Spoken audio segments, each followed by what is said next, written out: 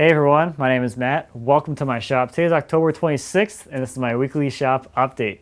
So I'm shooting this a day late. Usually I shoot these on Tuesdays, but yesterday on Tuesday in the morning I got the Apple Press videos all finished up, and instead of sitting on those videos and then doing a shop update instead, I decided to just release those videos and we'll do the shop update today because I get so excited when I'm done with the videos that I just can't sit on content. I gotta release it because for me, the most exciting point of the whole process is hitting that publish button, so I just can't wait on stuff like that.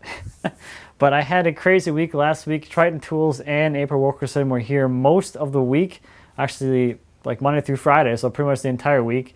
April was here from Tuesday through Friday, and it was an absolutely fantastic time. So thank you to Steve and Craig from Triton Tools for coming all the way here from England, and thanks April for coming up here from Texas. It was a great time. We did a bunch of stuff together. With Triton, I did some product shots for their catalog, so you'll see me on some of their stuff soon. This beautiful face. We also did a bunch of videos that are going to be over on their YouTube channel. So we did a bunch of tips videos. We did a few videos with April, like going out in the woods, looking at trees, like tree identification and like figure identification in trees. Cutting wood, different grain patterns, stuff like that. We did a video on sharpening. We did a bunch of stuff. I just can't remember now. I had it in my head, and now I can't remember all the videos we did. Oh yeah, and they also did an interview style video with me. They did a similar video with April about a year ago, so you can check that out over on Triton's YouTube channel. But the one thing that I'm most excited about is the project that April and I did together, and this is going to be over on her channel. I think she said in 3 weeks or so, depending on her schedule, but we made a couple of these serving platters. She made one and I made one, and it was just a really fun time. It was really just like, we have this piece of wood, what can we make out of it? So we cut it in half and we each went through the process of making one of these. Nice thing about something organic like this is technically our projects are identical. They're live edge maple serving trays with a little spot for a bowl, the handle cutouts, and some bow ties. But because it's organic, mine looks totally different than hers because of just the live edge, the shape of the slab, the number of bow ties I put in, stuff like that. But it was a lot of fun because April hadn't done a lot of this stuff before, so it was really fun to try these things the first time with her. So we did a lot of firsts for her, like the bow ties. I'm working with epoxy for epoxy fill, some template routing. But it was a really fun project, so definitely, if you're not subscribed to her channel, definitely you should, because that's going to be a good one. I also want to show you this. I got this from George Von Driska. You might know him from the Woodworkers Guild of America. He came by last Friday, gave me this. I wanted to show this because it's really cool. I haven't seen anything like this before. This is a piece of granite, and it's done on a CNC, but instead of like a carving tool, it's all like scratched in. So he was telling me that basically what you do is he has this tool for the CNC that drops down to the surface and then basically just gets dragged and creates the print on there. I thought that was really cool. I've never seen that done or heard of that done on a CNC, but what do I know about CNC? But that's really cool. So thanks, George, for that. So also last week, April helped me a little bit on the bandsaw mill. I'll show you that in a second here. Let's take a look at some viewer projects first. It's kind of raining right now, so I'm hoping that it'll stop by the time I head out there. First this week are a pair of shadow boxes by Chet. Chet makes these boxes for retiring military personnel as a way of saying thank you for their service. The first is a cedar lined sea chest style with a tray for displaying the awards and the bottom for storing other keepsakes.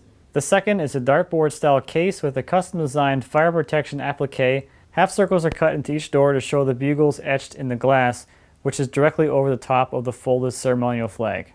Next is a wine box by Ben.